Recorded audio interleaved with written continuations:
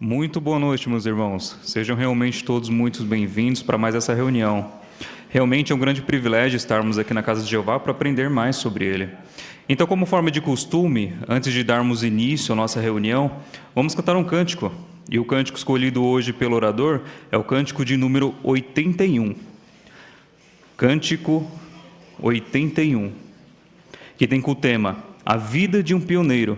E ele é baseado em Eclesiastes, capítulo 11, versículo 6. Então, vamos cantar com alta voz.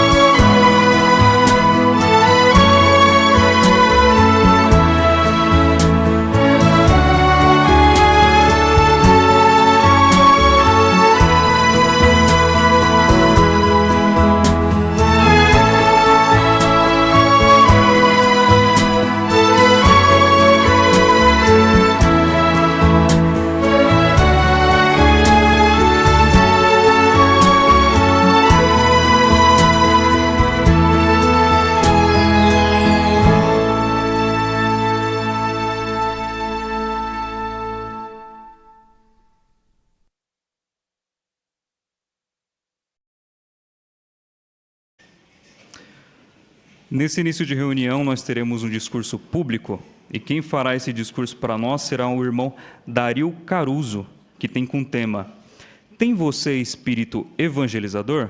Vamos ouvir o irmão Dario.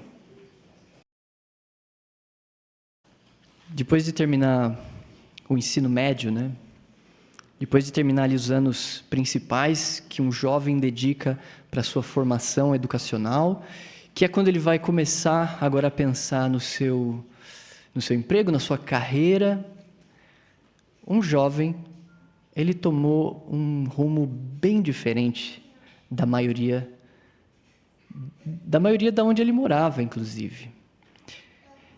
Esse jovem, ele se mudou para a República Dominicana, começou a ter que aprender um novo idioma, ter que aprender o espanhol, porque ele era do estado do Illinois, nos Estados Unidos. E junto com ele, mais outros jovens também fizeram uma grande mudança. E sabe o que é que levou esse jovem a fazer uma mudança tão inesperada para a maioria na sua localidade? Foi o espírito evangelizador. O tema do nosso discurso hoje é Tem você espírito evangelizador? Então, para entender essa decisão que ele tomou de se mudar para a República Dominicana, Vamos entender o que é esse espírito evangelizador, que motivou ele a fazer isso.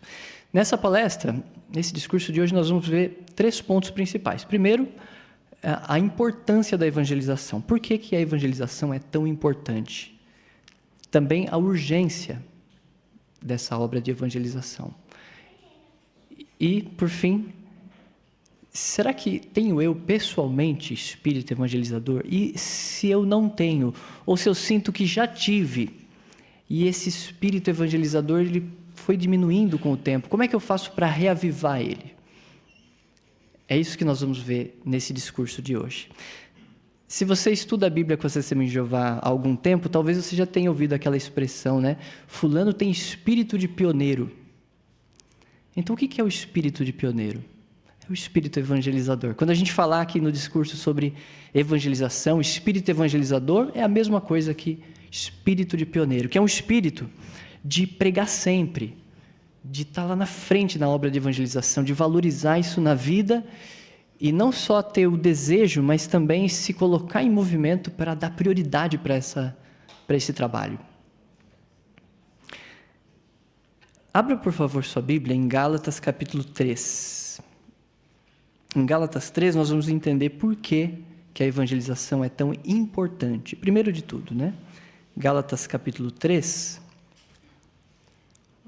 Vamos ver quem foi o primeiro evangelizador. Em Gálatas 3:8 diz assim, ó: certa passagem das Escrituras, prevendo que Deus declararia justas as pessoas das nações por meio da fé, declarou com antecedência as boas novas a Abraão, dizendo: por meio de você, todas as nações serão abençoadas. Você conseguiu perceber quem foi o primeiro evangelizador? Foi Jeová, o Criador do céu e da terra, o nosso Deus. Ele foi o primeiro a dar boas notícias para Abraão. E no grego, essa palavra evangelho, né? Estamos falando de evangelização. Então, a palavra evangelho do grego, ela significa isso: boas novas, boas notícias.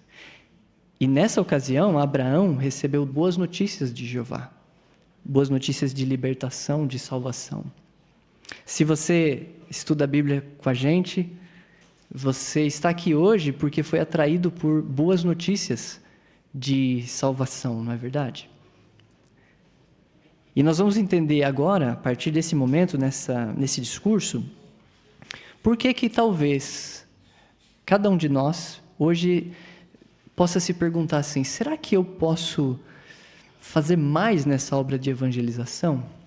E o foco desse discurso hoje não é dizer o quanto a gente tem que fazer, e nem que a gente se compare com o que outros fazem na obra de evangelização. Talvez alguns fazem muito e as suas circunstâncias permitem isso.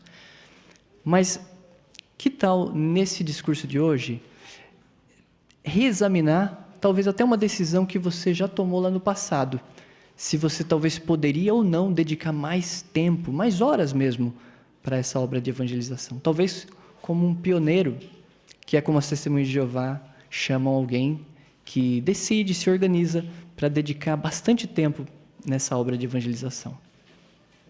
Ser pioneiro, no seu caso, pode significar cumprir o que diz lá em 2 Timóteo 4:5, que diz: faça a obra de um evangelizador, realize plenamente o seu ministério. E por que essa obra não é só urgente? Porque o Criador do céu e da terra, a pessoa mais importante, foi o primeiro evangelizador, então não há dúvida de que é uma obra importante. Mas por que podemos dizer que é urgente? Abra sua Bíblia, por favor, no livro de Apocalipse, o último livro da Bíblia. Apocalipse, capítulo 12. Podemos responder assim: essa obra é urgente por causa das pessoas que estão envolvidas nela. E a gente entender quem está envolvido nessa obra de evangelização, além de Jeová, o primeiro evangelizador, vai ajudar a gente a entender o quão urgente ela é. Em Apocalipse 12:9, ali a Bíblia descreve algo que aconteceu alguns anos atrás. Isso é parte da história da humanidade. Assim foi lançado para baixo o grande dragão, a serpente original, chamado Diabo e Satanás. Isso aconteceu após a Primeira Guerra Mundial. Satanás e seus demônios foram expulsos do céu. E a Bíblia explica que as condições na terra ficaram bem mais difíceis. Agora, veja só o que a Bíblia diz, não só sobre as condições da terra, mas sobre a atitude do próprio Satanás, o diabo. No versículo 12 diz assim, por essa razão, alegrem-se, ó céus, e vocês que residem neles. Claro, o céu foi, digamos assim, limpo da influência demoníaca. Mas diz aqui também, ai da terra e do mar, porque o diabo desceu a vocês com grande ira, pois sabe que lhe resta pouco tempo. Tempo. É uma questão de tempo. Satanás sabia e sabe, com cada vez mais senso de urgência, de que ele tem pouco tempo para atrapalhar essa obra de evangelização. Saber que Satanás está empenhado em atrapalhar. E agora também saber que não só Jeová está empenhado em que essa obra de evangelização aconteça e mais pessoas recebam boas notícias de salvação. Saber também que, por exemplo, lá em Apocalipse 6:2 fala de Jesus, o Filho de Deus, Jeová, diz que ele está extremamente envolvido nessa obra de evangelização. Isso também ajuda a gente a ver o quão urgente ela é.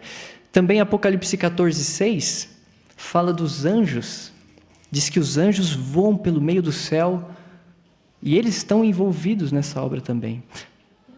Não é uma coisa incomum de acontecer entre as testemunhas de Jeová, de a gente estar na obra de evangelização e antes de ir embora, não, eu vou fazer mais aquela casa ali. E não é raro acontecer. Talvez já tenha acontecido com você, de você bater naquela casa e lá ter alguém que estava prestes a se suicidar, que estava talvez orando para encontrar salvação, libertação.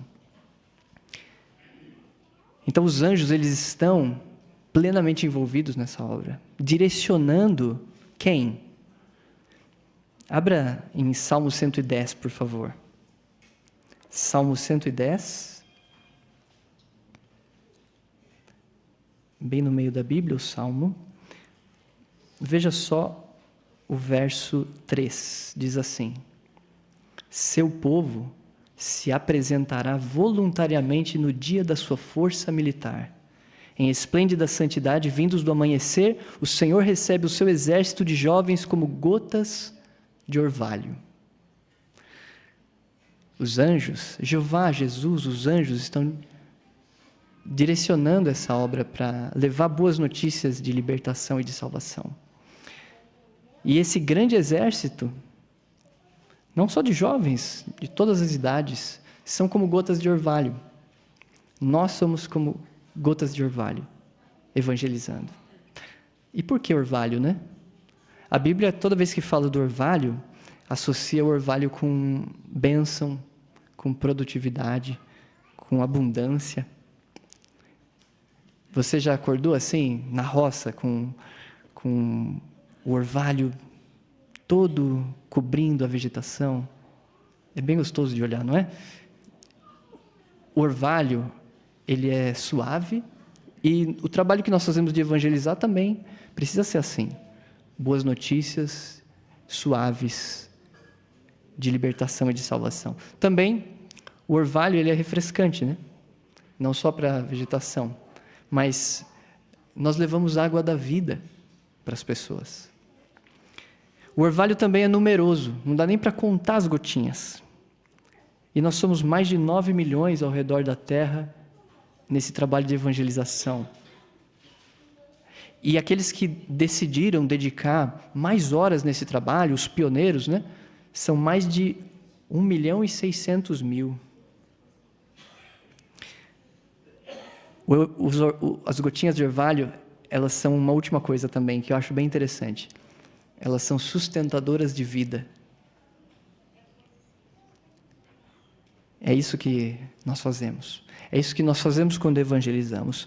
E se essa obra é importante e urgente, isso precisa nos levar a nos perguntar: será que eu tenho o espírito evangelizador? Talvez você seja testemunha de Jeová há muitos anos e participa dessa obra de evangelizar há muitos anos. E às vezes talvez eu até sinta que no passado parece que você era mais zeloso, mais animado. Parece que esse espírito de pioneiro, independente de ser um pioneiro ou não, estava em você. E parece que isso diminuiu. Então, a partir de agora, nesse discurso, nós vamos falar um pouco sobre isso. Como desenvolver esse espírito e também como reavivá-lo, se você sente que ele vem diminuindo ao longo do tempo. Você se lembra da primeira vez que você foi na pregação, na obra de evangelização? Como é que você estava se sentindo? Eu me lembro da minha primeira vez, eu estava com muito medo, muito nervoso. As pernas bambeavam, eu tive que colocar a perna encostada no muro, assim, para o morador não ver o tanto que tremia, igual vara verde mesmo, como o povo fala. E o que leva uma pessoa a tomar essa decisão, né, de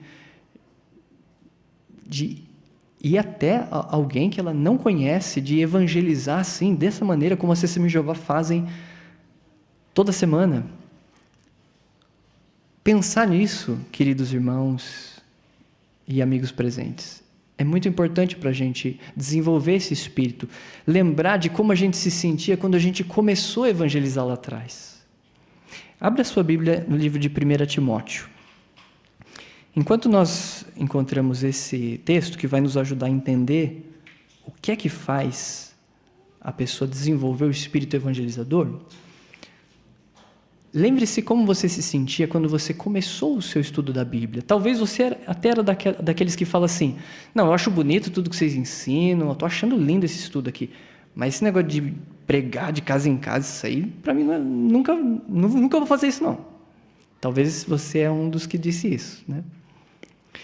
Mas à medida que você foi aprendendo a verdade, foi desenvolvendo apreço por essas boas notícias de salvação e de libertação, era difícil conter isso só com você. O altruísmo foi crescendo no seu coração. E aí, olha só o que você se deu conta. Em 1 Timóteo 4,16, diz assim: preste constante atenção a si mesmo e ao seu ensino. Persevere nessas coisas, pois fazendo isso você salvará tanto a si mesmo como aos que o escutam. Em um certo momento você se deu conta desta verdade, que não era só a sua salvação em jogo, mas também que você poderia levar boas notícias de salvação e de libertação para outras pessoas, que vidas estavam envolvidas nesse trabalho. Em você dar esse passo de coragem, de fé, né? De ir até a casa de alguém que você não conhece para levar boas notícias, para evangelizar. E é isso que te motivou lá atrás, e é isso que pode te motivar também hoje a reavivar esse espírito de pioneiro, o espírito evangelizador. Veja que aqui no final do versículo diz assim, fala da salvação, salvar tanto a nós como aos que nos escutam, mas olha o que tem que fazer antes.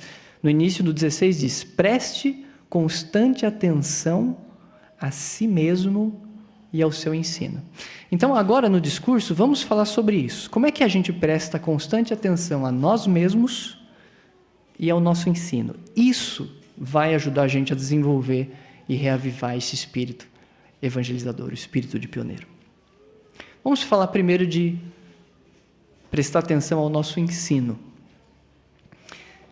Já aconteceu de você estar na evangelização, na pregação, e aí você fala com a pessoa e talvez quando acaba ali a sua intenção de falar com ela, talvez você conseguiu ler um texto ou não importa. Mas aí você passa para a próxima casa, né? E talvez o seu ajudante ali, o seu companheiro de pregação, vai falar na próxima casa. Mas que tal, da próxima vez, não fazer isso tão automático assim, já passar para a próxima casa? Que tal perguntar para o seu colega de pregação: o que você acha que eu poderia ter feito de diferente? Esse é um detalhe pequeno, né? E, às vezes a gente está acostumado a falar de um jeito na pregação e às vezes a gente já fala do mesmo jeito há muito tempo, né? Mas se a gente abrir a chance do nosso companheiro, que Jesus colocou ali do nosso lado, exatamente para isso, né? Para ser uma ajuda um para o outro, às vezes a gente pode melhorar o nosso ensino. Isso é prestar atenção ao nosso ensino. Veja, irmãos, as pessoas, elas não vão nos ouvir, e isso vai acontecer mesmo, mas isso deve acontecer porque elas estão rejeitando a mensagem do reino e a Jeová e a Jesus, e não pela qualidade do nosso ensino. Então, prestar atenção ao nosso ensino é muito importante. E à medida que a gente melhora o nosso ensino, a gente vai ficando mais animado também e vai aumentando esse espírito evangelizador. E como é que a gente presta atenção a nós mesmos? O texto também falou disso, né? Prestar atenção a nós mesmos. Uma das maneiras que podemos fazer isso é por orar. Talvez se você sente que o espírito de pioneiro está diminuindo em você, talvez você possa fazer uma oração muito específica para Jeová, pedindo que Ele te dê esse espírito evangelizador, ou que Ele reavive esse espírito em você. Orar sobre isso é uma das maneiras de prestar atenção a nós mesmos, né? Sem comparação com outras pessoas, com o que outros fazem, né? E talvez uma outra maneira seja estabelecendo alvos. É verdade que o que a gente faz para Jeová na evangelização, quantas horas a gente faz, às vezes só a gente e Jeová sabe, né? Mas estabelecer alvos é muito bom para aumentar esse espírito de evangelização, esse espírito de pioneiro. E esse alvo pode ou não ser relacionado a quantas horas você dedica nesse trabalho. Pode ser, por exemplo, um alvo específico de usar mais a Bíblia. Usar mais a Bíblia na evangelização. Se você passar a usar mais a Bíblia, for melhorando nisso, provavelmente o seu espírito evangelizador vai aumentar também. De modo geral, melhorar a eficiência do nosso trabalho, né? E principalmente, prestar atenção a nós mesmos, observando como que nós pensamos em comparação com a que outros pensam. Que outros? Talvez até aqueles que são conhecidos por serem bons evangelizadores. A congregação aqui tem pioneiros, pessoas que são conhecidas por dar muito valor para esse trabalho de evangelização. E aí, nesse momento, é bom comparar. Não o que ele faz comparado com você, mas a maneira de pensar. E não só com os bons exemplos dessa congregação, comparar a maneira de bons exemplos do passado, como eles pensavam e como eles se sentiam a respeito da evangelização. Vamos falar de Jesus primeiro. Olha só o que diz aqui em João capítulo 8. É verdade que Jesus é um exemplo para nós, principal como evangelizador, como alguém que se gastou por esse trabalho. Mas ele também é um exemplo para nós na maneira de pensar, que nós podemos imitar para desenvolver o espírito evangelizador. Em João 8, 12, olha o que Jesus disse. Eu sou a luz do mundo. Quem me segue de modo algum andará na escuridão, mas terá a luz da vida. Olha como Jesus ele olhava para o trabalho de evangelização, por efeito que ele tinha sobre as pessoas que ouviam a ele, né? Será que afirmar que nós levamos essa luz da vida não é um exagero? De maneira alguma. Nós não somos fundamentalistas, nós somos fundamentais. Somos a luz do mundo, somos o sal da terra. Jesus disse isso. E Jesus, com essa maneira de encarar a evangelização, nos ensina todo dia se a nossa vida e a nossa maneira de pensar e o quanto tempo gastamos com a evangelização está compatível com a mente dele, a mente do Cristo. Sabe quem é um outro grande exemplo que nos ajuda? O apóstolo Paulo. E lá, por exemplo, em Romanos 1, do 13 ao 15, Paulo ele fala que ele queria estar com os irmãos lá em Roma, né?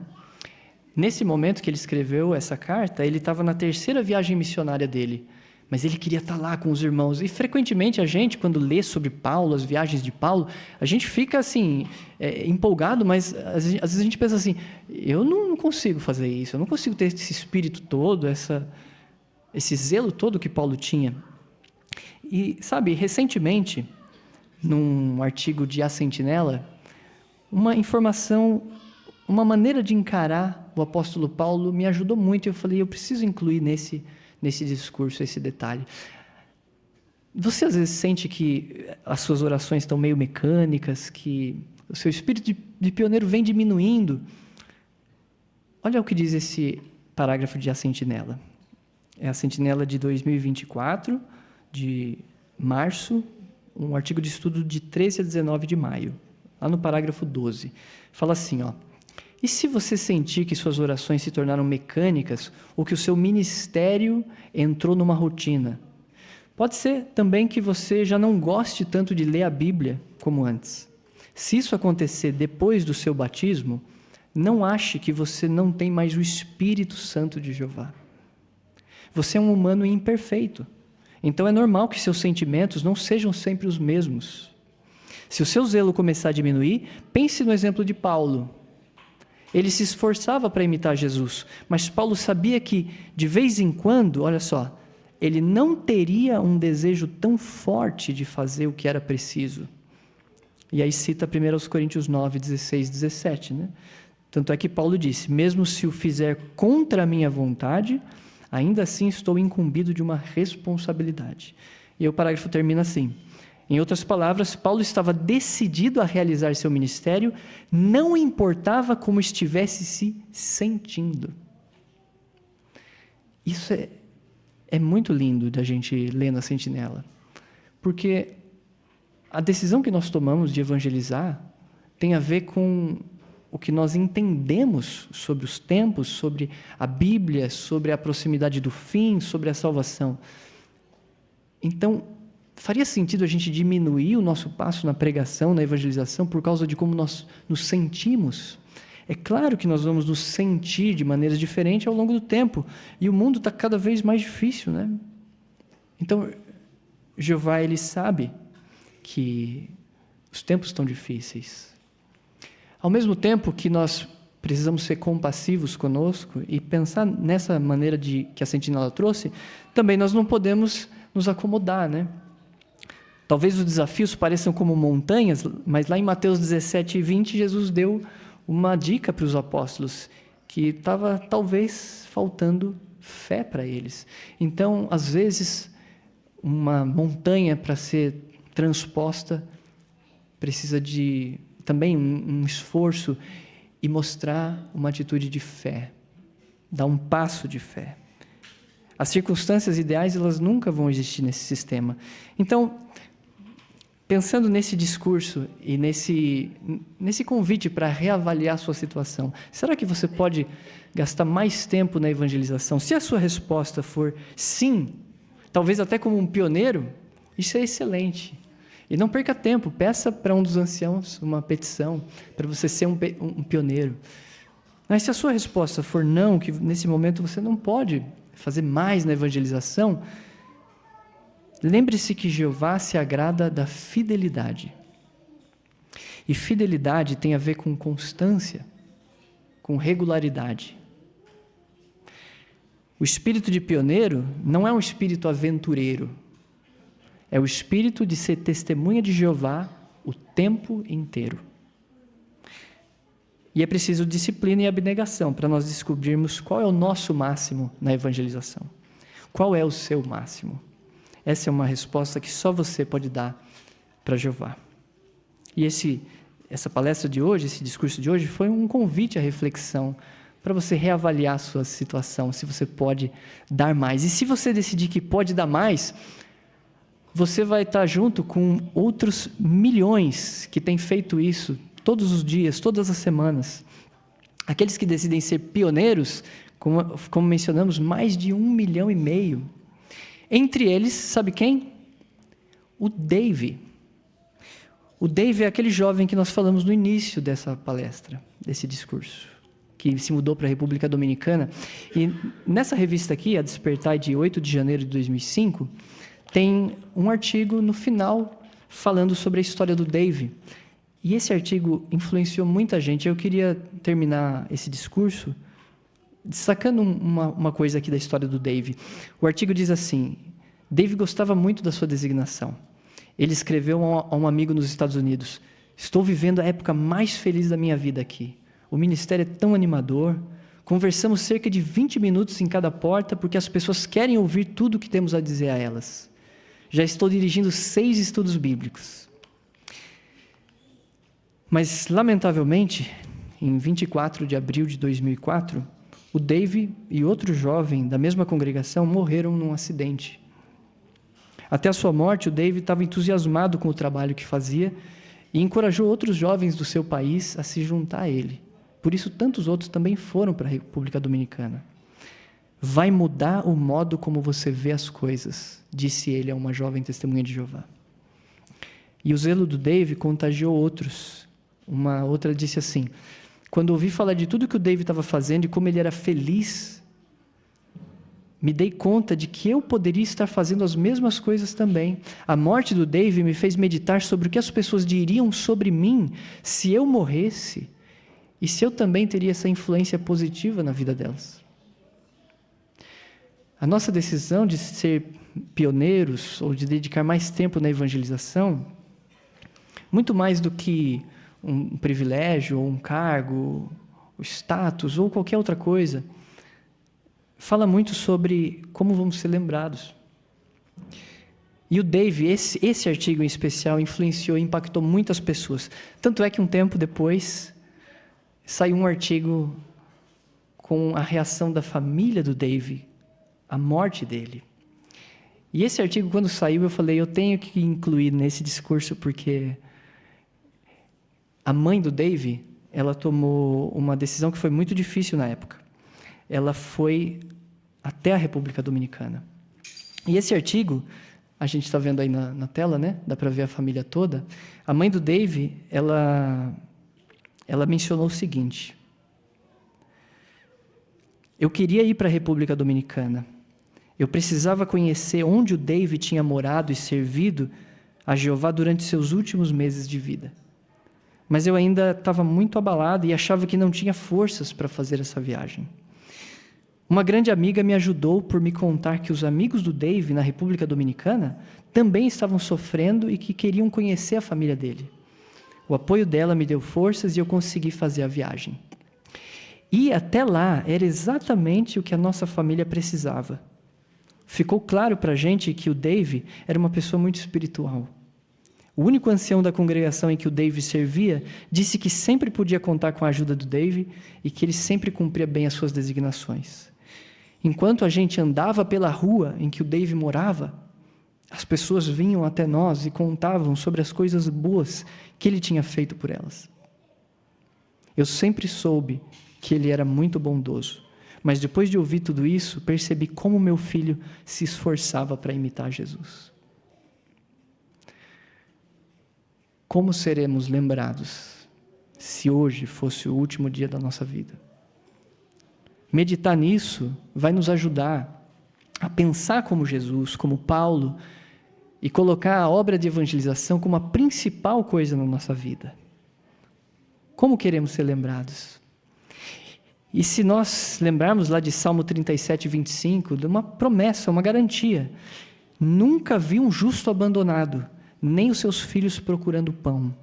Se você é um chefe de família, se você é arrimo de família, se homem ou mulher, se as pessoas dependem de você, talvez você não possa ser um pioneiro, dedicar tanto para a evangelização quanto você gostaria, Jeová sabe disso. E Jeová não quer da gente mais do que a gente pode dar. Mas lembre-se dessa garantia, de que se você colocar a evangelização em primeiro lugar, as outras coisas lhe serão acrescentadas, como diz lá também em Lucas 12, do 22 ao 24 e do 29 ao 31. Então, examine as suas circunstâncias. Volte a examinar. Será que ser um pioneiro é uma coisa que você pode dar lugar a isso, neste momento da sua vida, não permita que seja esse assunto apenas algo que você pensa, mas haja, talvez pegue hoje mesmo a petição e cultive o espírito de pioneiro por prestar atenção ao seu ensino e prestar atenção a você mesmo, orando, estabelecendo alvos, melhorando a eficiência do seu trabalho e aprendendo do exemplo de outros pioneiros, os pioneiros dessa congregação, de Jesus, do apóstolo Paulo, mas principalmente, confie em Jeová. Jeová tem cuidado de todos os pioneiros, tem cuidado dos pioneiros desta congregação e cuidará de você também, se você escolher esse modo de vida que é tão abençoado e traz tantas alegrias e esperança, o serviço de pioneiro. Primeiramente, queremos agradecer a Jeová por ter disponibilizado esse maravilhoso elemento espiritual para nós, que com toda certeza será de grande ajuda para todos. Queremos agradecer também o irmão Dario por ter disponibilizado o seu tempo, suas energias, por dar essa palestra aqui para nós. Agora vamos dar andamento na segunda parte da reunião e será através do estudo da revista A Sentinela. E quem fará para nós será o nosso irmão Brás Lopes de Paula.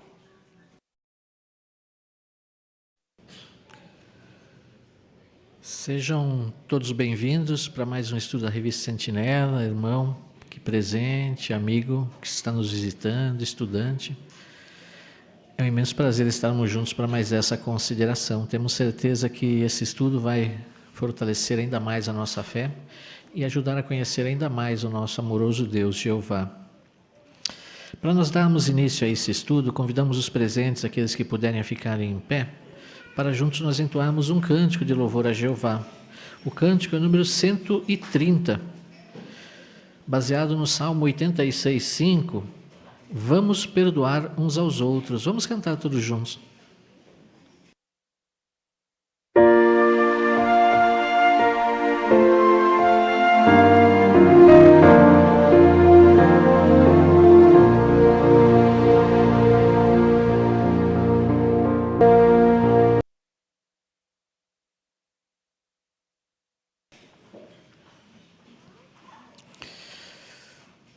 Hoje nós vamos considerar juntos aqui o estudo 8, o perdão de Jeová.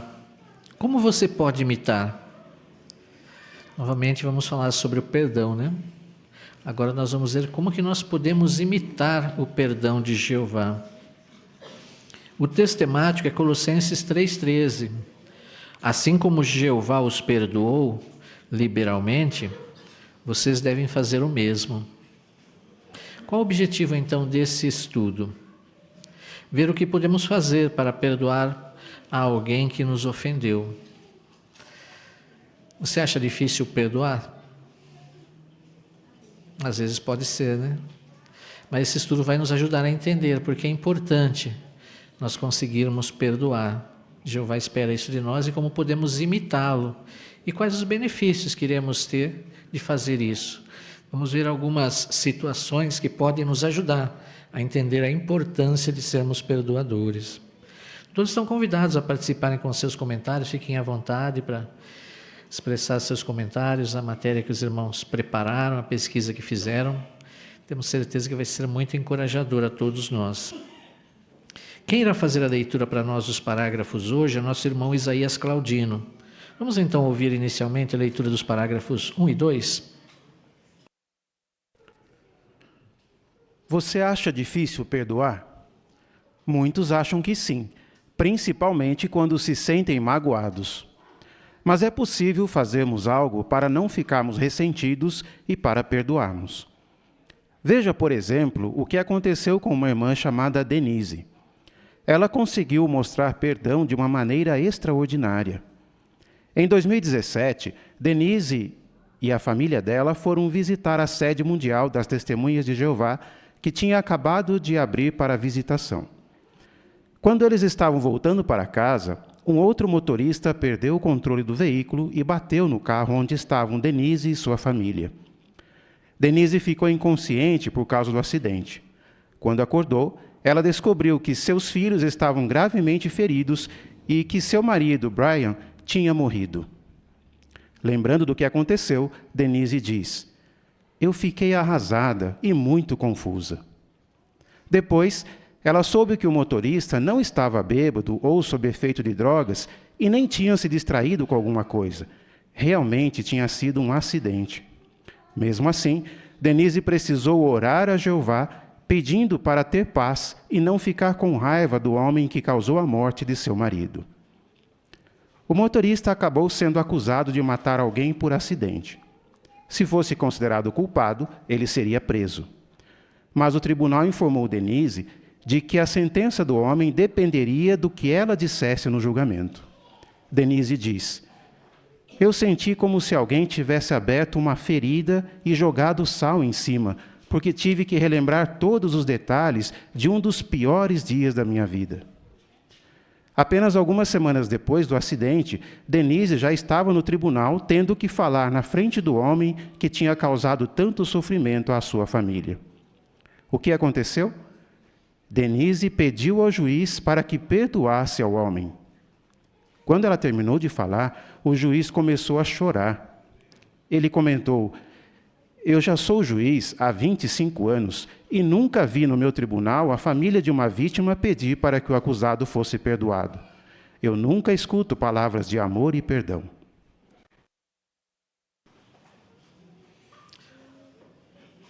A pergunta dos parágrafos 1 e 2, em que situação pode ser difícil perdoar alguém?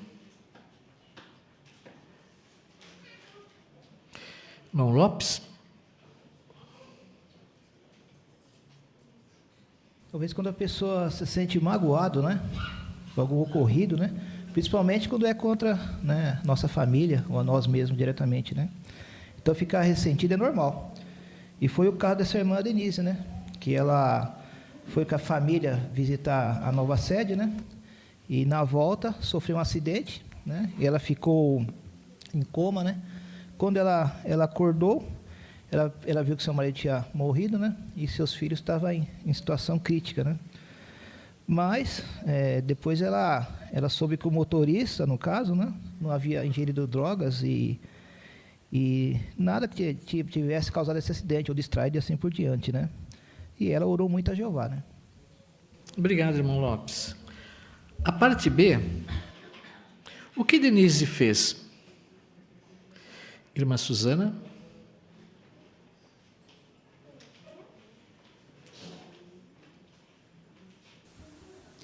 Embora perder seu marido tenha causado uma imensa dor em Denise e mudado a vida dela de repente, Denise decidiu de coração perdoar.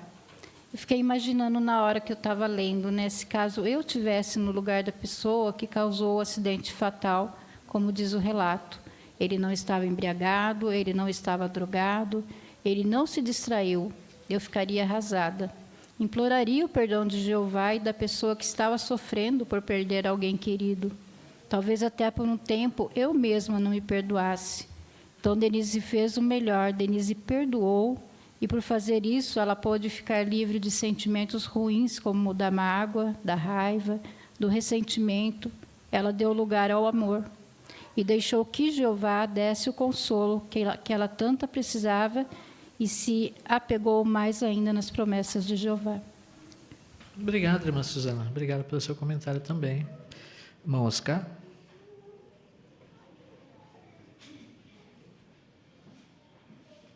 E o depoimento que ela deu lá no tribunal evidenciou o coração dela, que ela realmente tinha perdoado aquela pessoa que, entre aspas, tinha causado a morte do seu marido e ferimento dos seus filhos. Então, por que ela deixou bem claro? Porque ela pediu a absolvição daquela pessoa que estava sendo julgada pelo acidente. E não o que faríamos, a maioria das pessoas pedia que fosse acusado, culpado. Tanto é que o parecer do juiz foi incrível, né? Ele foi muito categórico, eu nunca ouvi isso, alguém falar de amor nessa sessão, porque lá só se falava de ódio. Exatamente. Obrigado, irmão Oscar. Aqui nós temos uma nota também sobre esse ponto, né, que nossa irmã Denise, ela pediu para que o juiz perdoasse ao homem. Tem uma nota aqui, quem gostaria de comentar essa nota? Irmã Kellen?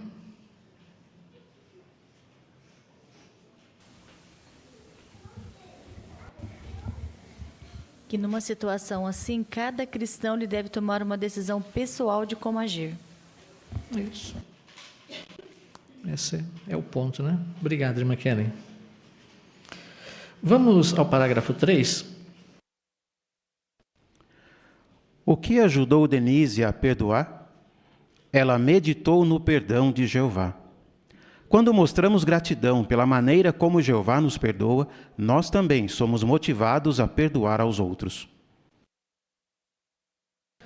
O que motivou Denise a perdoar? Irmã Aparecida? O que motivou Denise foi o exemplo de Jeová. Ao meditar no perdão demonstrado por Deus, conforme descrito em Miqueias 7,18, ela conseguiu encontrar forças para perdoar o motorista e agir de acordo com os princípios bíblicos. Bom, obrigado, irmã Aparecida, pelo seu comentário também. Essas são situações que podem acontecer, né? Situações trágicas. E cada um, então, precisa imitar a Jeová, né? Tomar uma decisão nessa situação, como nós vimos, né? Então, o que nós vamos fazer? O que vai nos ajudar a tomar essa decisão, né? Como que nós podemos ser perdoadores? Esse estudo vai, então, nos ajudar nesse sentido. Vamos ao parágrafo 4. Jeová quer que perdoemos aos outros, assim como Ele perdoa cada um de nós. Jeová espera que estejamos sempre prontos a perdoar àqueles que nos magoam. Neste estudo, vamos ver 3 coisas que podemos fazer para ser mais perdoadores. Antes da pergunta, vamos abrir nossas Bíblias na carta aos Efésios, no capítulo 4, versículo 32. Efésios 4, 32. Vamos pedir para a irmã Carol ler para nós. Mas sejam bondosos uns com os outros, ternamente compassivos, perdoando liberalmente uns aos outros, assim como Deus os perdoou liberalmente por Cristo. Obrigado, Carol. O que Jeová quer que façamos? Laurinha?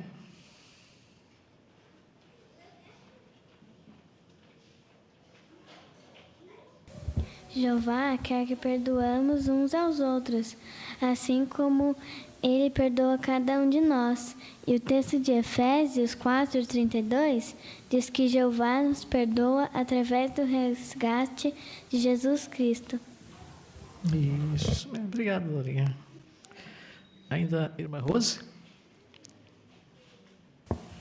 E o Salmo 86:5 mostra para nós que Jeová está sempre pronto para nos perdoar. Então, Ele espera dos seus adoradores que também tenham essa prontidão em perdoar aqueles que nos magoam. Isso mesmo. Obrigado. Linda Laura?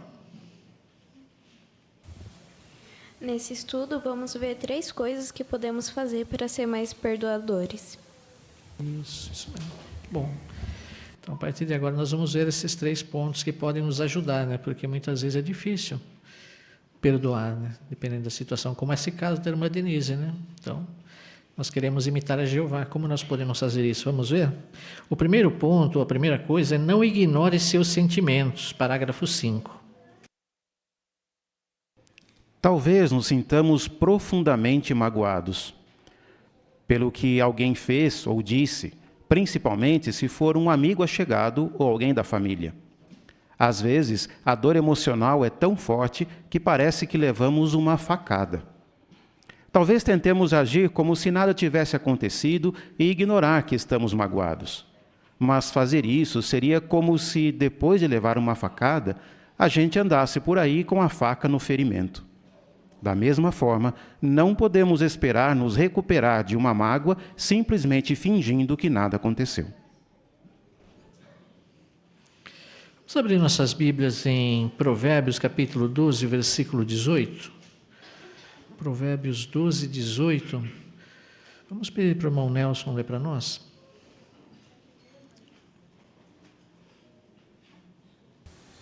Palavras impensadas são como os golpes de uma espada, mas a língua do sábio é uma cura. Obrigado, irmão Nelson, pela leitura. A pergunta do parágrafo 5, de acordo com Provérbios 12, 18, como talvez nos sintamos quando alguém nos magoa?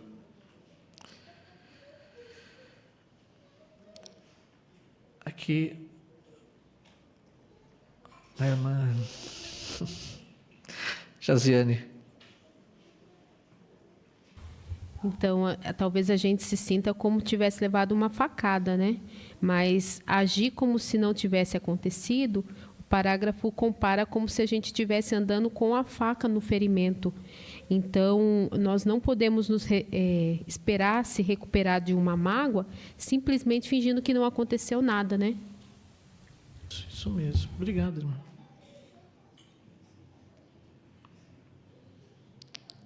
Irmã Suzana?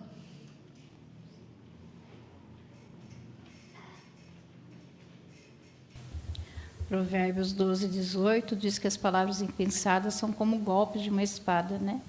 E esses golpes, além de causar dores profundas, elas podem demorar a cicatrizar e deixar marcas. Mas o mesmo texto diz que se usarmos de sabedoria e escolher o que dizer, podemos até curar. Isso mesmo. Bom. Aqui o relato do Salmo 55, 12 a 14, mostra uma situação também que às vezes pode nos afetar e que dói muito, né? Irmão Mateus?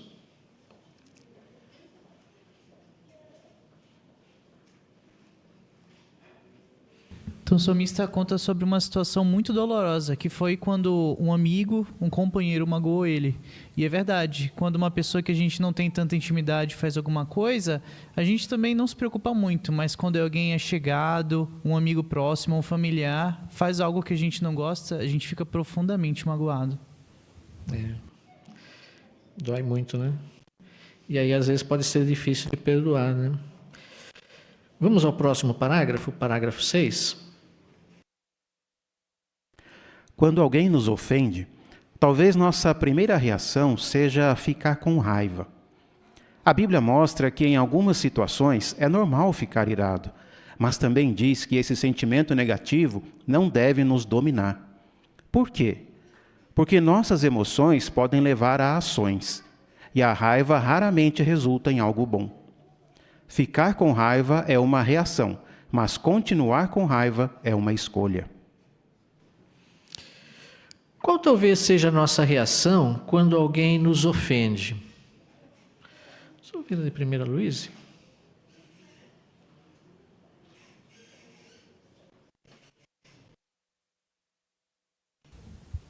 Talvez a nossa primeira reação seja ficar com raiva. Bom, obrigado, Luiz. Irmã Regiane? Como comentado, quando nós somos ofendidos, é comum nós ficarmos com raiva. Mas isso é muito perigoso, pois quando uma pessoa fica irada, ela pode perder a cabeça e assim dificilmente as coisas vão terminar bem. Então nós devemos estar decididos a não continuar nutrindo esse tipo de sentimento. Isso mesmo. Obrigado, irmã Regina. Irmã Marina? Ainda a nota de estudo do texto de Efésios 4, 26 mostra que não é errado, né, que os cristãos fiquem irados, mas que esse sentimento ele não deve nos dominar, pois quando a ira ela não é eliminada de forma rápida, ela pode levar a mágoas, ressentimentos e até mesmo divisões que podem afetar a congregação. Isso mesmo. Obrigado. Essa última frase aqui, até que ela está destacada aqui, ela é muito bonita, né? Ela nos ajuda a refletir sobre esse ponto, né, irmã Simone? Sim, aqui diz que ficar com raiva ela é uma reação, mas continuar com raiva é uma escolha. Então, cada um de nós devemos pensar nisso. Isso mesmo. E aí nós já vimos pelos comentários dos irmãos as consequências, né, quando nós ficamos com raiva, né? Então, queremos escolher perdoar, né? E vamos ver como que nós podemos fazer isso, né? Vamos ao parágrafo 7. Quando alguém nos trata mal, outros sentimentos ruins podem surgir. Por exemplo, uma irmã chamada Anne diz: "Quando eu era criança, meu pai abandonou a minha mãe e casou com a minha babá. eu me senti abandonada. Depois eles tiveram filhos e eu me senti substituída, como se eles tivessem tomado meu lugar. Eu cresci me sentindo rejeitada. Uma irmã chamada Georgette diz como se sentiu quando seu marido a traiu. Ela diz: nós éramos amigos de infância, nós estávamos servindo juntos como pioneiros. Eu me senti arrasada. Uma irmã chamada Naomi diz: eu nunca imaginei que meu marido me magoaria. Quando ele confessou que tinha visto pornografia e escondido isso de mim, eu me senti enganada e traída. Que outros sentimentos ruins podem surgir quando alguém nos magoa? Irmão Enzo?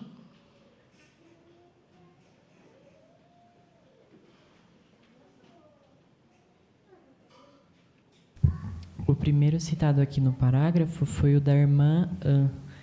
Ela diz que quando ela era criança, o pai dela abandonou ela e a mãe dela e casou com a babá. E depois disso, eles tiveram filhos e ela se sentiu substituída e cresceu se sentindo rejeitada. Então, aqui mostram os dois primeiros sentimentos, né? A substituição que a pessoa pode se sentir e rejeitada. Isso mesmo. Exatamente. Obrigado, irmão Enzo. Ainda nós temos outros exemplos aqui também, né, irmã Giovana?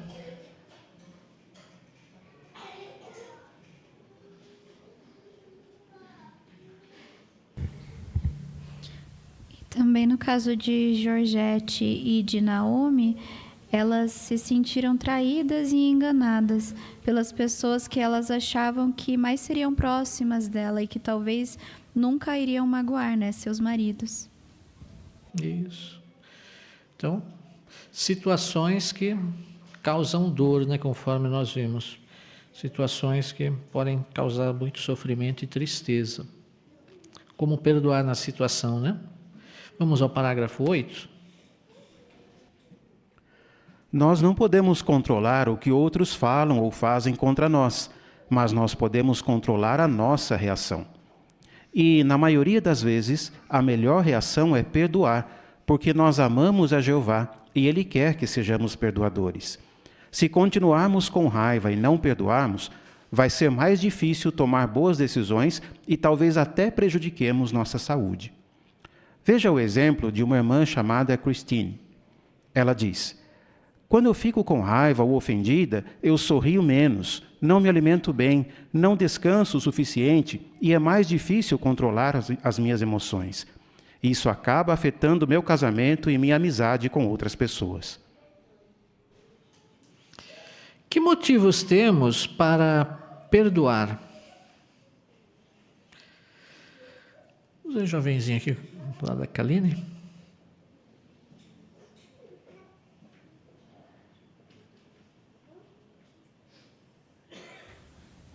A gente ama Jeová que Ele perdoe.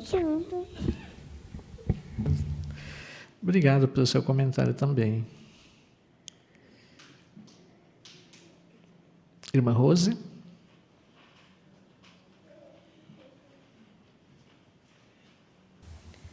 O amor que sentimos por Jeová e o desejo de agradar a Ele vai fazer com que nós sejamos bons perdoadores.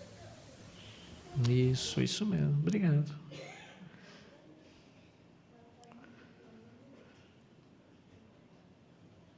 Irmã Giovana?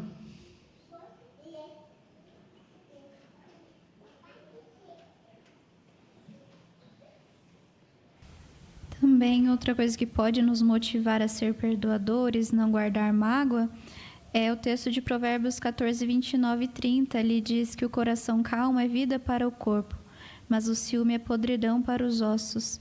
E realmente a calma ajuda nós a termos uma vida mais longa, porque o estresse, a raiva estão diretamente ligados com muitas doenças, como doenças cardíacas, doenças respiratórias. Então, vai realmente ajudar até mesmo na nossa saúde. Isso mesmo. E pensando nisso, conforme mostrou o parágrafo, o que nós está no nosso controle e o que não está no nosso controle. Irmã Vanessa? Não está no nosso controle controlar os que os outros falam ou fazem contra nós, mas está no nosso controle controlar a nossa reação. Isso. Como nós vamos reagir, né? Vamos à próxima pergunta, a parte B. Por que é bom sermos perdoadores? Agora nós temos o quadro. E se alguém tiver feito algo muito sério contra nós, né? Gostaria de comentar para nós. Irmã Kellen?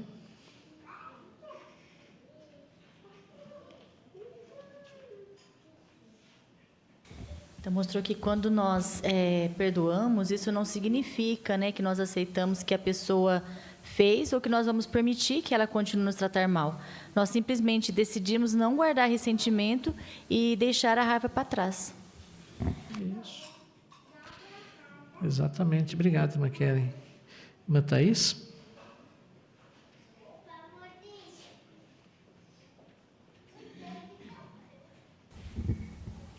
Perdoar também vai nos ajudar a não permitir mais que a pessoa que nos feriu, ela continue a ter qualquer tipo de influência negativa sobre nós. Deixar de guardar a mágoa também é um presente que nós damos a nós mesmos. Isso vai nos ajudar a nos curar emocionalmente e seguir com a nossa vida. Isso. Obrigado. Pensando nisso, nós podemos pensar nas palavras do Salmo 55, 22, né? Como que esse texto nos ajuda nesse sentido? Irmão Abner?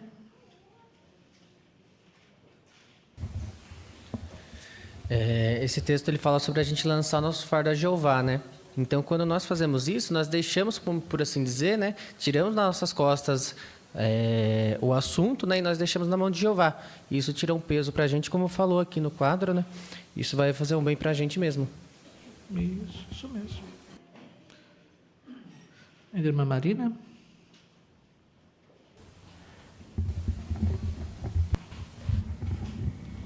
E no nosso caso, né, quando nós perdoamos, isso faz bem para nós. E quando nós deixamos de lado a raiva, o ressentimento, nós colocamos esse assunto na mão de Jeová e a pessoa que cometeu um pecado ou algo contra nós, ela ainda vai ter que prestar contas a Jeová sobre isso. Isso mesmo. E Jeová vai fazer o julgamento justo, né? Podemos ter certeza disso, né? Então, vamos deixar na mão de Jeová, né? Esse é o incentivo, né? Vamos ao parágrafo 9. Mesmo que a pessoa que nos magoou nunca peça perdão, nós podemos fazer algo para diminuir o estrago que ela nos causou. Como? Georgette, mencionada antes, diz: não foi fácil, mas com o tempo eu parei de ter raiva do meu ex-marido e senti uma paz muito grande. Quando nós deixamos o ressentimento de lado, não nos tornamos uma pessoa amarga. Não guardar mágoa é como um presente que damos a nós mesmos. Podemos seguir em frente e voltar a ter uma vida feliz. Mas e se você ainda não estiver pronto para perdoar? Por que não devemos guardar mágoa? Irmã Larissa?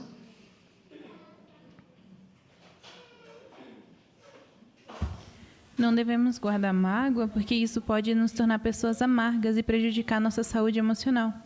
Provérbios 11:17 deixa claro ali que quando perdoamos, nós encontramos paz e podemos seguir em frente com mais leveza.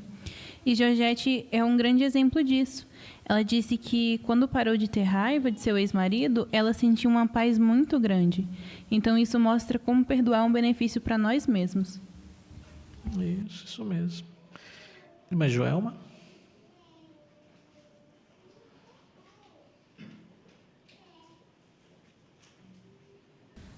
Todos nós já fomos magoados alguma vez, e o cenário ideal seria que a pessoa que nos magoou chegasse e reconhecesse. Me perdoe, por favor. Aí a gente diria, eu te perdoo e tudo bem. Mas o parágrafo reconhece que isso pode não acontecer, né? Mas a pessoa, às vezes, nem se tocou, ou ela nunca vai nos pedir perdão, mas, mesmo assim, nós podemos agir curando a nós mesmos. Aquele buraco que ficou, que a pessoa tirou do nosso peito, a gente só consegue curar com o perdão. É um remédio que a gente vai colocar lá. Porque enquanto a raiva, a mágoa vai ficar, ela, como um câncer que vai corroendo aquilo, vai só aumentando o buraco. Então, se nós tivermos a mente de Jeová, que nos forneceu o remédio, que é o perdão, a gente conseguir colocar, como Georgette faz, além de nós nos curarmos emocionalmente, nós vamos voltar a ter bons sentimentos, como paz, amor. Então, vai ser de bom efeito para nós. Isso mesmo, é isso que nós queremos fazer, né? Obrigado, irmã Joelma, pelo seu comentário também. Mas e se você ainda não estiver pronto para perdoar? Às vezes é algo que aconteceu e você ainda não conseguiu, né, perdoar. O que fazer? Vamos ver? Lidando com os seus sentimentos, parágrafo 10. O que você pode fazer para deixar de ficar com raiva ou ofendido? Uma pessoa que foi gravemente ferida em sentido físico precisa de tempo para se recuperar. Da mesma forma, precisamos de tempo para nos curar em sentido emocional antes de conseguir perdoar de coração a pessoa que nos machucou.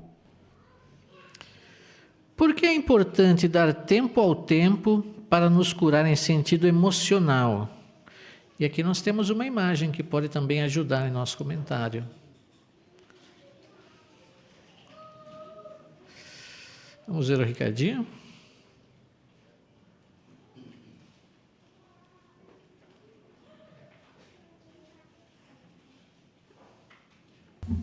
Essa gravura mostra uma pessoa que foi gravemente machucada, né? E o único remédio para ela se curar de novo é cuidar dos médicos e bastante tempo para se recuperar, né?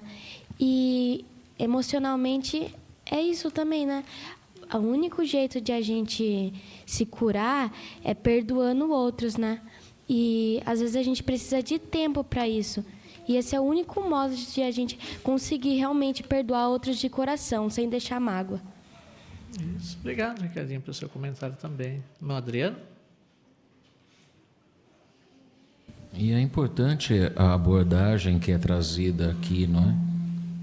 Dar tempo ao tempo. Às vezes, talvez por ficarmos feridos e magoados, talvez vamos ouvir até de alguns: não, deixa para lá, vira essa página, sai dessa. É lógico que quem está dizendo isso normalmente está bem intencionado, mas o que menciona aqui é que vai ser necessário tempo, em alguns casos. A irmã, quando sofreu o acidente, lá citado no início de nossa consideração, ali mencionou o que aconteceu com o marido, mas o que aconteceu com os filhos. Passou tempo até os filhos delas se recuperarem, como a gente vê no caso desse rapaz aqui. Então é importante que a gente entenda que não vai ser tão rápido quanto gostaríamos, quanto outros gostariam, mas passado esse tempo a gente vai conseguir atingir essa cura. E nós também temos que ter esse cuidado de não ficar acelerando alguém para que tenha uma pronta recuperação quando o assunto foi muito sério. Então a gente vai cuidar das nossas palavras também. Isso mesmo. Obrigado. Irmão Gustavo?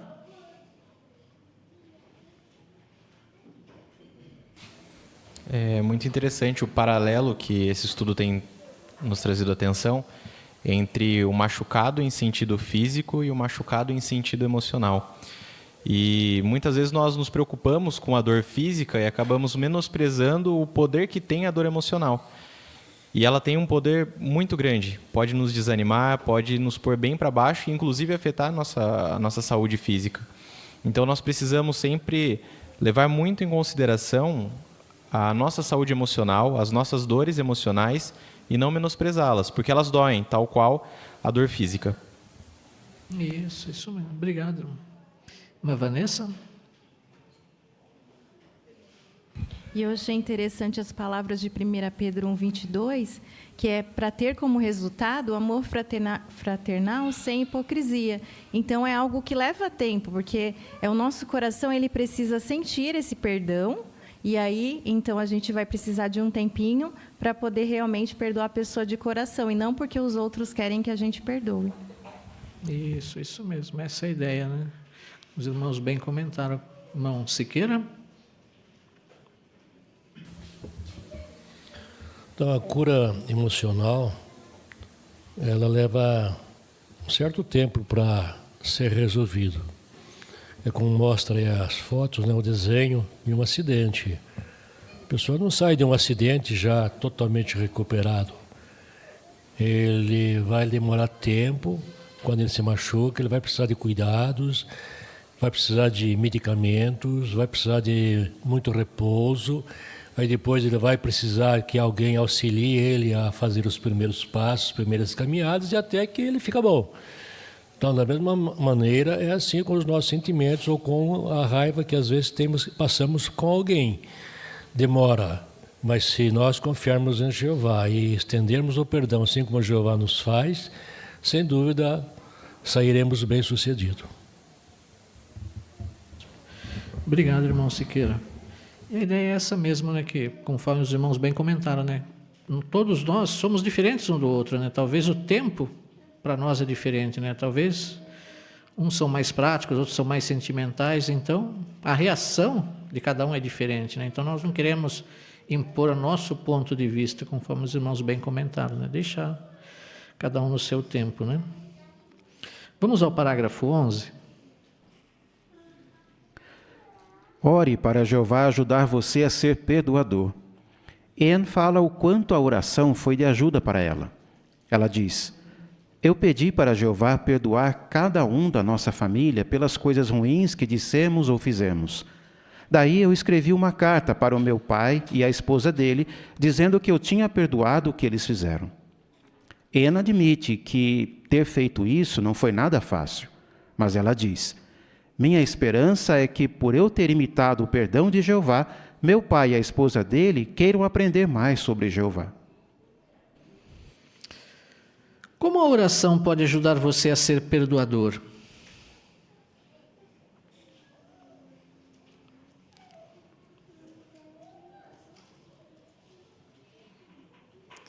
Irmã Janete?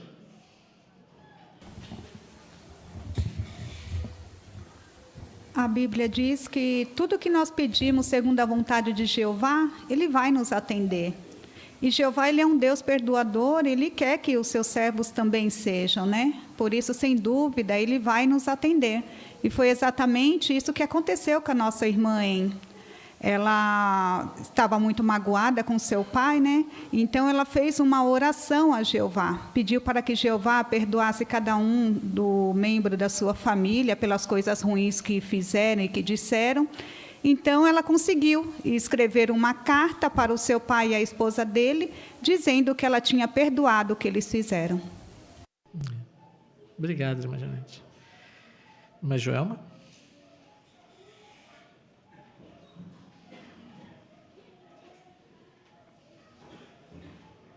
E o parágrafo cita 3 clipes musicais que mostram 3 situações diferentes.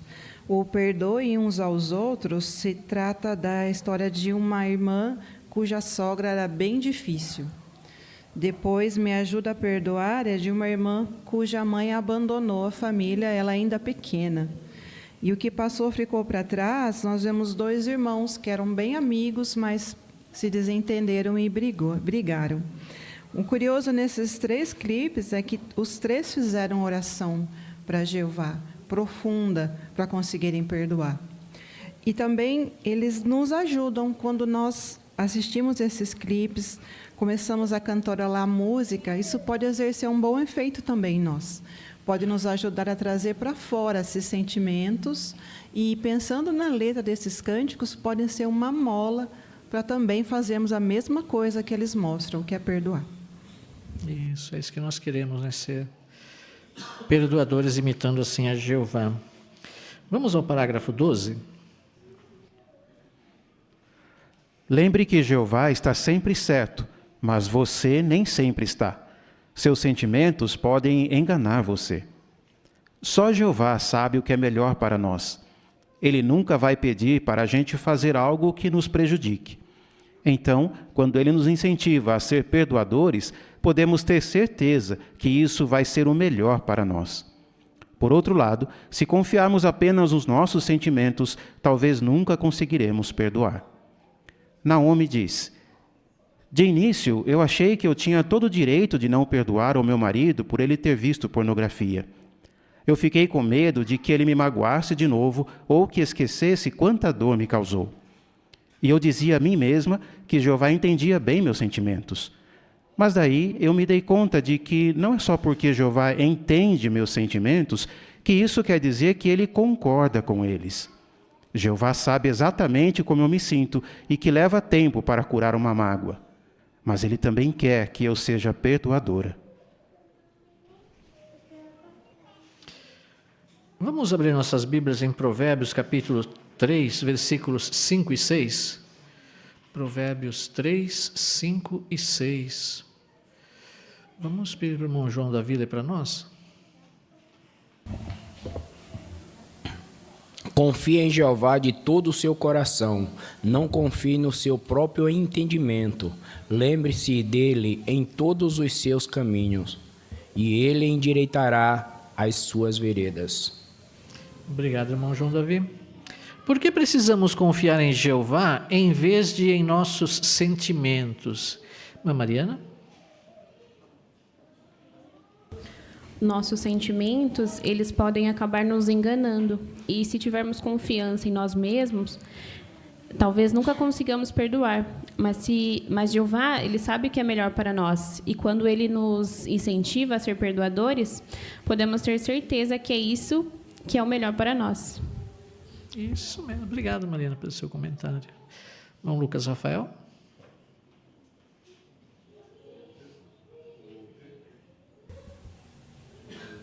O texto de Jeremias 17:9 vem dizendo que o coração é mais traiçoeiro do que qualquer outra coisa está desesperado. Quem pode conhecê-lo? Jeová. Jeová conhece o nosso coração e as nossas atitudes. Então, Ele quer que nós tornemos perdoadores.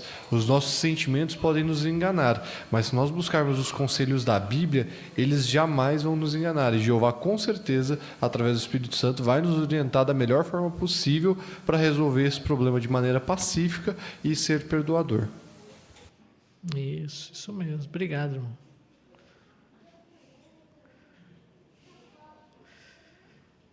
Irmã Vanessa? E a Naomi, que foi mencionada, ela falou que quando no início, ela achou que tinha todo o direito de não perdoar o marido dela, né? Por ele ter visto pornografia. Então, ela ficou com medo de que ele magoasse de novo ou esquecesse quanta dor que ele tinha causado a ela. E dizia a ela mesma que Jeová entendia os sentimentos dela.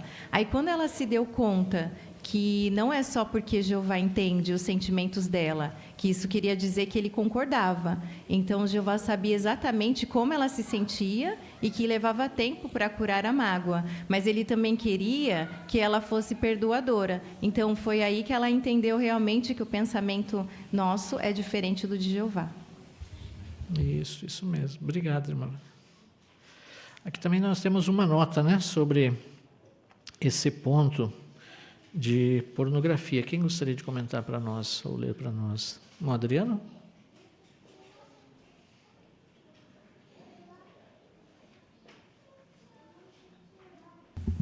Como nós bem sabemos, e a própria organização de Jeová mostra, a pornografia é um pecado devastador, quebra a confiança do casal, como nós até observamos aqui nessa experiência. No entanto, a organização de Jeová traz à luz que, apesar de ser um pecado que magoa muito o cônjuge inocente, a pornografia não fornece uma base bíblica para o divórcio, não é? Mas não tira o peso daquilo que é feito contra o cônjuge, que magoa profundamente, que gera raiva, pode gerar ressentimento. mas não é base para divórcio. Obrigado, irmão Adriano.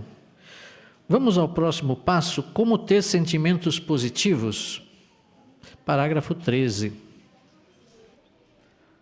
Quando perdoamos a alguém que nos magoou, nós queremos fazer muito mais do que só evitar falar sobre o que aconteceu. Se a pessoa que nos magoou é nosso irmão, queremos fazer de tudo para fazer as pazes. Nós queremos trocar a raiva pela misericórdia e o ressentimento pelo perdão. O que vai nos ajudar a fazer isso?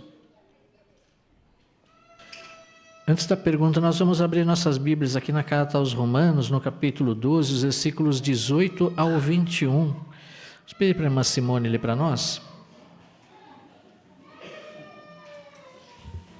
Se possível, no que depender de vocês, sejam pacíficos com todos. Não se vinguem, amados, mas deem lugar à ira, pois está escrito: a vingança é minha, eu retribuirei, diz Jeová. Mas se o seu inimigo estiver com fome, dê-lhe algo para comer. Se ele estiver com sede, dê-lhe algo para beber, pois fazendo isso, você amontoará brasas vivas sobre a cabeça dele. Não se deixe vencer pelo mal, mas continue vencendo o mal com o bem. Obrigado, irmã Simone. De acordo com Romanos 12, 18 ao 21, o que devemos fazer? Irmã Aparecida? Então, devemos ser pacíficos, não vingar e sempre ser perdoadores. Por ao fazer isso, estaremos demonstrando exatamente aquilo que nós identificaríamos como servo de Cristo, o amor. Isso. Estaremos assim imitando a Jeová, né? Obrigado, irmã Aparecida. Mas o que vai nos ajudar a fazer isso? Vamos ver? Parágrafo 14. Precisamos nos esforçar para ver a pessoa que nos ofendeu assim como Jeová a vê. Jeová procura o que há de bom nas pessoas. Normalmente, quem procura, acha, sejam coisas boas ou ruins. Quando procuramos qualidades nos outros, fica mais fácil perdoar. Por exemplo, um irmão chamado Gerald diz: para mim, é mais fácil perdoar a um irmão quando eu penso nas muitas coisas que eu gosto nele, em vez de ficar me concentrando no que ele fez contra mim. Que esforço nós temos que fazer e por quê? Irmão Benfica? Então nós temos que fazer um esforço de ver o que a pessoa que nos ofendeu, ela tem de bom. Nós temos que fazer como que Jeová, ele faz conosco. Jeová procura o que nós temos de melhor. E nós não podemos, assim, fantasiar ou tentar procurar na pessoa defeito, porque nós vamos achar. E se nós estamos com raiva da pessoa e nós for procurar defeito nela e nós colocar defeito, a gente vai ficar com mais raiva da pessoa. Então, esse não é o indicado. O indicado é procurar as qualidades da pessoa, parar para meditar nas qualidades da pessoa, ver o que ela tem de bom, extrair o que ela tem de bom. Isso aí vai minimizando a raiva dentro de nós e fica mais fácil perdoar a pessoa. Isso mesmo. Obrigado, irmão. Vamos ao parágrafo 15. Outra coisa muito importante é falar que você perdoou a pessoa que magoou você. Por quê? Veja o que Naomi, mencionada antes, diz: meu marido me perguntou, você me perdoou? Quando eu ia falar que sim, eu travei e percebi que não tinha magoado ao meu marido de coração. Mas com o tempo, eu consegui falar essas palavras tão poderosas: eu te perdoo. Quando perdoei ao meu marido, os olhos dele se encheram de lágrimas. Eu fiquei impressionada de ver como ele ficou aliviado e também senti muita paz. Depois disso, eu voltei a confiar nele e agora nós somos melhores amigos de novo. Por que é importante dizer que você perdoou a pessoa que magoou você? Bom, Paulo?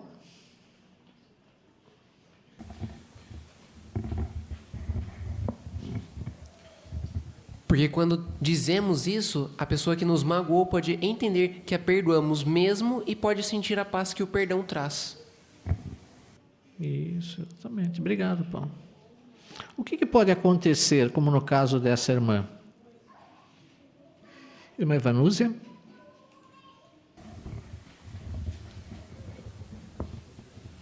A irmã Naomi conta aqui que quando o marido perguntou para ela se ela o havia perdoado, ela não conseguiu responder, né? Não conseguiu dizer que tinha perdoado. Foi aí que ela se deu conta que, de fato, não o tinha perdoado de coração, né? Ela só conseguiu fazer isso depois de um tempo, quando, de fato, o tinha perdoado. Isso. Por isso que é importante, né? Nós realmente falarmos essas palavras, né? Eu te perdoo. Vamos ao parágrafo 16. Jeová quer que sejamos perdoadores, mas a verdade é que isso pode ser difícil. Nós vamos conseguir perdoar se não ignorarmos nossos sentimentos e nos esforçarmos para não sentir raiva. Só depois disso é que vamos conseguir ficar em paz. O que você aprendeu sobre o perdão?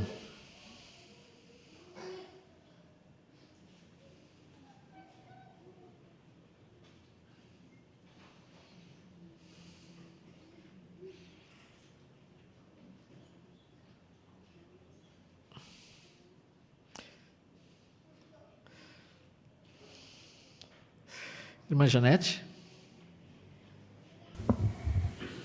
Realmente, Jeová quer que nós sejamos perdoadores. Porém, isso nem sempre é fácil, né? Mas, sem dúvida, nós vamos conseguir perdoar se não ignorarmos os nossos sentimentos, darmos, assim, tempo ao tempo e também nos esforçar para não ficar sentindo ou nutrindo a raiva. Isso mesmo. É como está nesse quadro aqui, né? 3 passos para perdoar. O primeiro deles, quem gostaria de comentar para nós, explicar esse primeiro passo, a importância dele? Irmã Josiane?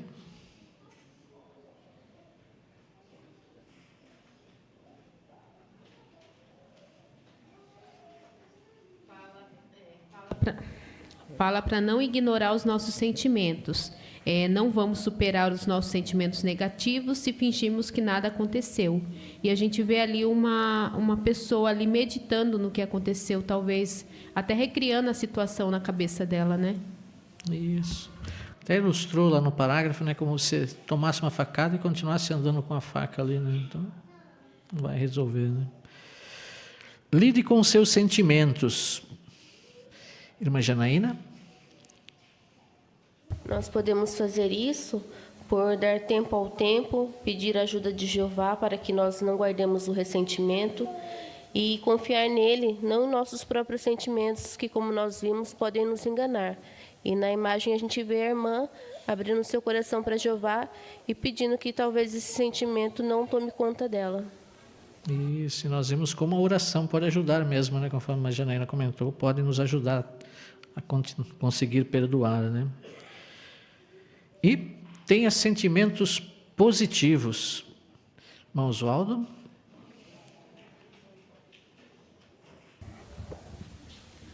Então, nós devemos tentar enxergar pessoas como Jeová vê, né?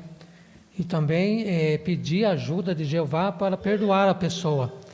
Diga para a pessoa que você perdoou e que ela fez o que ela fez. Isso é muito importante, né? Obrigado, irmão Oswaldo. Lembrando que no parágrafo mostrou, né, se Jeová vigiasse os nossos erros, né? Então não queremos também vigiar os erros, as falhas de nossos irmãos, né? E esse aspecto, né? Dizer que você a perdoa, né? Isso é muito importante, né? Pense nos benefícios do perdão, parágrafo 17. Veja alguns dos muitos motivos que temos para perdoar. Primeiro, nós imitamos o nosso Pai Jeová e isso agrada muito a Ele. Segundo, mostramos nossa gratidão pela bondade de Jeová em nos perdoar. E terceiro, perdoar faz bem até para a nossa saúde e fortalece nossa amizade com outros. Que motivos temos para perdoar? Irmão Peterson? Em primeiro lugar é que nós imitamos Jeová, né? E isso agrada muito a Ele, pois a gente sabe que Jeová ele sempre nos perdoa, então nada mais justo do que se Jeová nos perdoa, nós perdoarmos também as outras pessoas. Segundo é que nós mostramos a gratidão, né, por Jeová ele nos perdoar, e perdoar também faz bem, como diz aqui no parágrafo, faz bem à nossa saúde, fortalece a nossa amizade com as outras pessoas. E não tem nada melhor do que a gente olhar, talvez, aquela pessoa que nos magoou, a gente ter perdoado ela e sentir a paz no coração, em vez de continuar sentindo raiva e mágoa da pessoa. Isso mesmo. Obrigado, irmão Pedro. Então, conforme nós vimos, às vezes pode ser difícil, mas perdoar só traz benefícios e muitos para nós, né? Vamos aos parágrafos 18 e 19. Quando perdoamos, podem acontecer coisas incríveis. Por exemplo, veja o que aconteceu com Denise. Quando estava no tribunal, ela nem imaginava que o homem que causou o acidente estava planejando se suicidar depois do julgamento.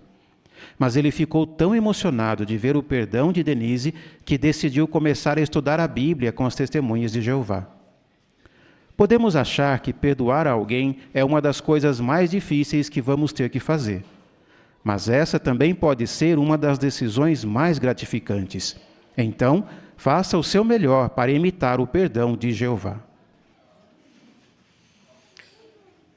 Agradecemos, irmão Isaías, pela ajuda que nos deu aqui com a sua leitura. Somos muito gratos pela boa leitura que o irmão fez, nos ajudou muito aqui. Obrigado. O que pode acontecer quando perdoamos a outros?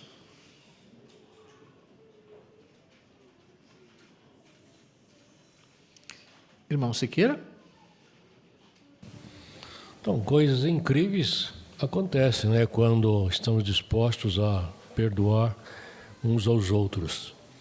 O perdão é uma extensão muito grande, e beneficia as pessoas. É o caso, por exemplo, da Denise. O homem que causou o acidente estava pensando em se suicidar depois do julgamento, mas pela reação e pelo perdão estendido pela Denise, ele até mudou a ideia e começou até a estudar com a Testemunha de Jeová. Então, veja, incrivelmente, o que aconteceu? Que ajuda grande foi essa ação dessa nossa irmãzinha para com esse homem. Exato. Obrigado, irmão Siqueira. Irmã Rose? E o texto de Mateus 5,7 mostra outro benefício, que vamos ser pessoas felizes. Porque assim como nós mostramos misericórdia para com os outros, Jeová também vai fazer o mesmo com nós. E isso vai dar muita alegria. Isso, como mostrou aqui, né? Apesar de parecer ser uma das coisas mais difíceis de se fazer, essa também pode ser uma das decisões mais gratificantes. Agora nós temos 3 perguntas de recapitulação. Quando alguém magoar você, por que você não deve ignorar seus sentimentos? Irmã Daniela?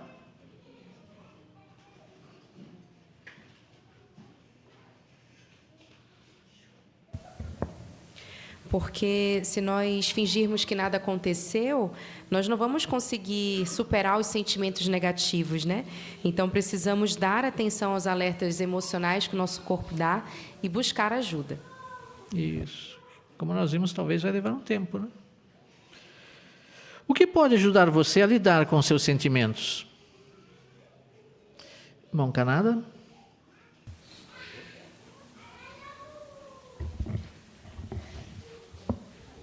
Primeiro, precisamos reconhecer que leva tempo para a recuperação, assim como leva tempo quando nos machucamos e para a recuperação física. E também podemos orar a Jeová pedindo ajuda dele, em vez de confiar no nosso sentimento. Isso mesmo. Obrigado, irmão Canada. E o que você pode fazer para se sentir em paz? O que você pode fazer para se sentir em paz?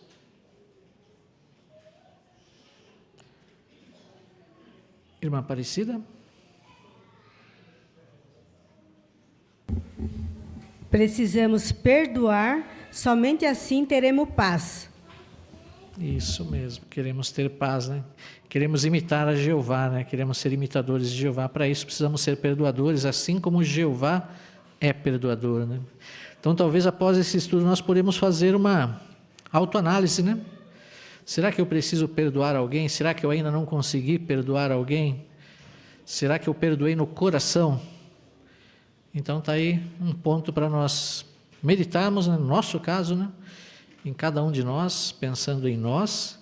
E se caso precisamos fazer alguma mudança ou precisamos perdoar alguém, esse estudo pode nos ajudar nesse sentido, né? Mostrar que vai ser muito benéfico, vai ser muito gratificante e vai ser a melhor decisão que nós podemos tomar.